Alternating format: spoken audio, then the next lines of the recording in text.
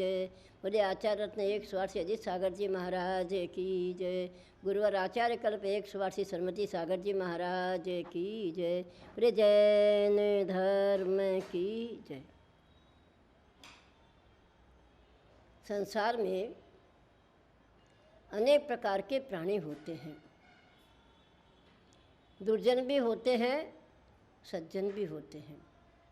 इसी प्रकार से इस पृथ्वी के ऊपर अनेक प्रकार के फूल खिलते हैं। वे अपनी सुगंधि को चारों तरफ फैलाते रहते हैं, परंतु जिस पर्वत पे, जिस पृथ्वी पर फूल खिलते हैं, वह पृथ्वी कभी भी उनसे विरोध नहीं करती, उन पे खुशी नहीं होती कि कांटे के फूल हैं कि गुलाब के फूल हैं कि कमल के फूल हैं, कोई मतलब नहीं। इसी प्रकार से प्रत्येक प्राणी को अपने जीवन में इस प्रकार की भावना करनी चाहिए कि मनुष्य कोई खराब नहीं होता है। हमारा मन खराब होता है तो मनुष्य खराब होते हैं।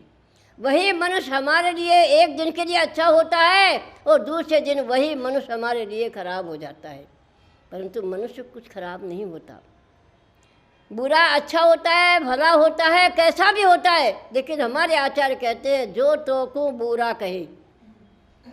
क्या कहते हैं? जो तोकू बुरा कहे तो तू बुरा न जान। बुरा मीठा होता है, बनते सब पकवान। बुरा ही मनुष्य एक दिन अच्छा बनकर के हमारी सहायता करता है। बुरा कभी नहीं होता। बुरा का नाम बुरा है, लेकिन सारे पकवान उसी से बनते हैं।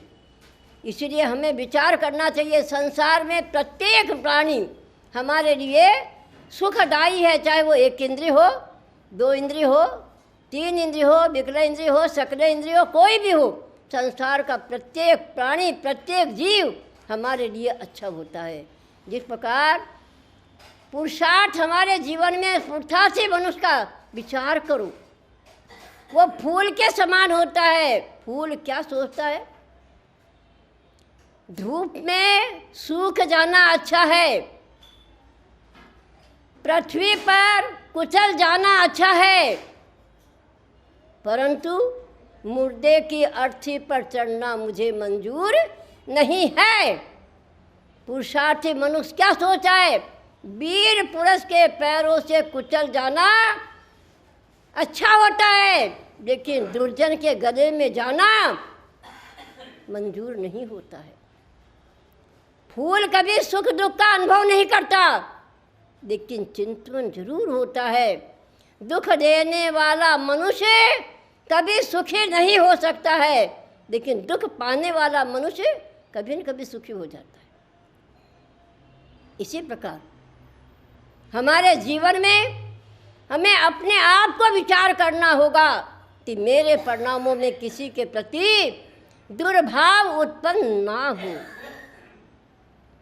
हरेक संसार में अनेक प्रकार के वृक्ष होते हैं, अनेक प्रकार के मनुष्य होते हैं, अनेक प्रकार के जीव होते हैं। एक सर्प होता है, कितना भी उसे दूध पिलाओ, परंतु क्या होगा? अगर उसके पैर के जरा भी अगर उसके शरीर को हमारा पैर अड़ जाता है तो क्या करता है? दूध पिलाने वाले को ही काट लेता है।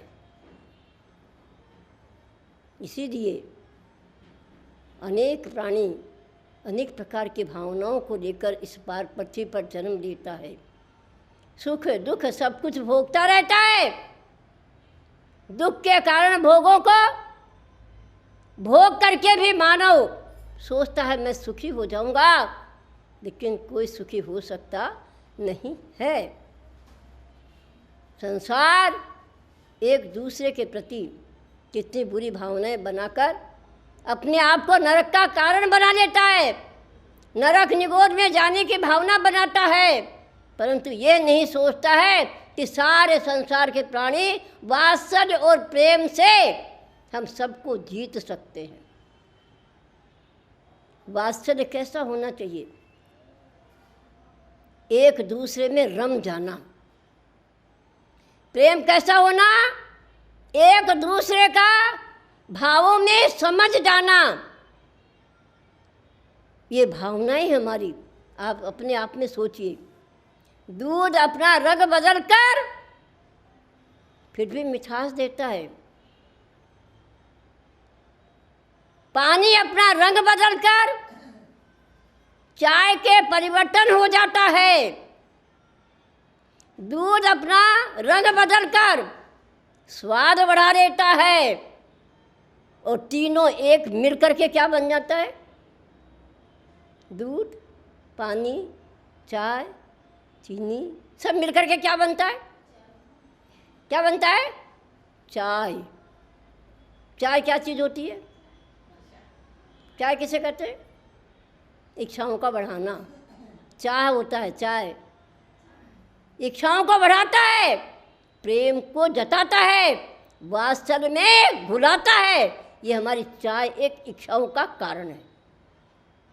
सब चीज़ का रंग बदल कर क्या बन जाते हैं? सब एक होकर के क्या बन जाता है? जैसे नींबू, चीनी, पानी सब अलग अलग होता है, लेकिन उसको शिकंजी नहीं कहती। तीनों जब एक हो जाते हैं तो क्या बन जाता है? शिकंजी बन जाती है, नाम बदल जाता है, स्वाद बदल जाता है। इसी प्रकार से एक दूसरे के प्रति हमारे प्रेम भाव सबसे जागृत होता है, तो एक दूसरे के परिणाम भी एक हो जाते हैं।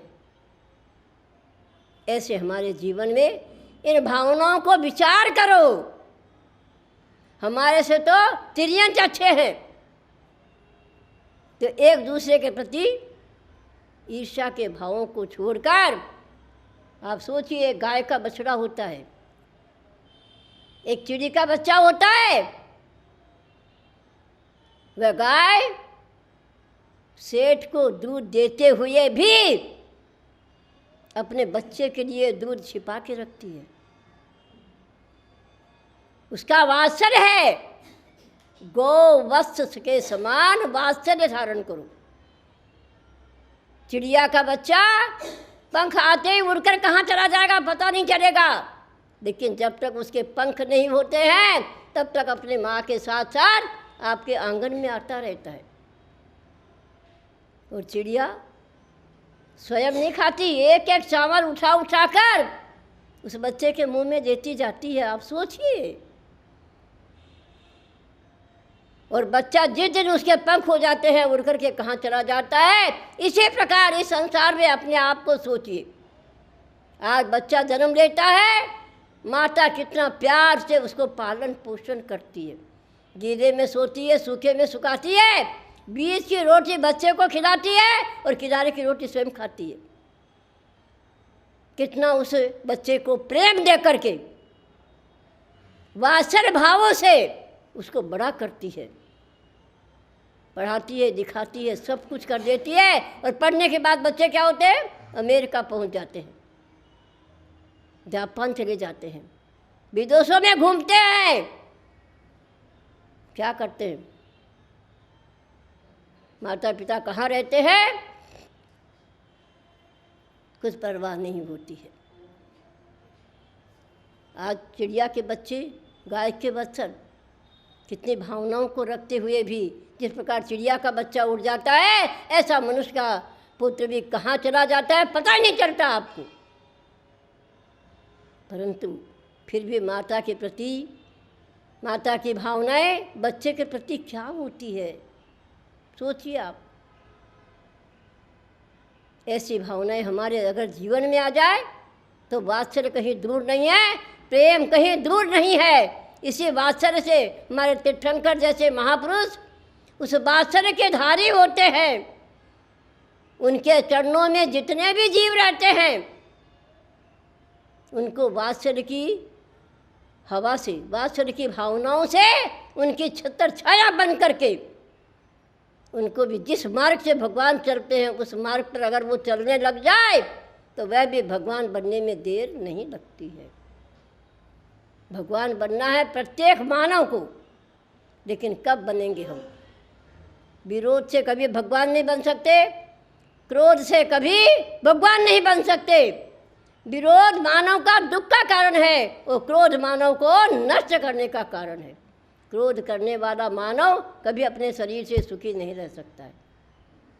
इसीलिए प्रत्येक मानव को सोचना पड़ेगा, इस संसार में रहते हुए हमें इन भावनाओं से दूर रहना होगा।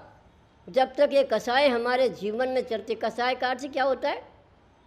कसाय किसे कहते हैं? जिस रंग को हम बदल न सकें, कसायला रंग अगर हमारे साड़ी पर लग जाए, हमारे शरीर पर लग जाए, कितना भी धो उसको साफ नहीं होता है। आंवले का रंग अगर हमारे साड़ी के लग जाए तो साफ नहीं हो सकता, आंवला कसायला होता है।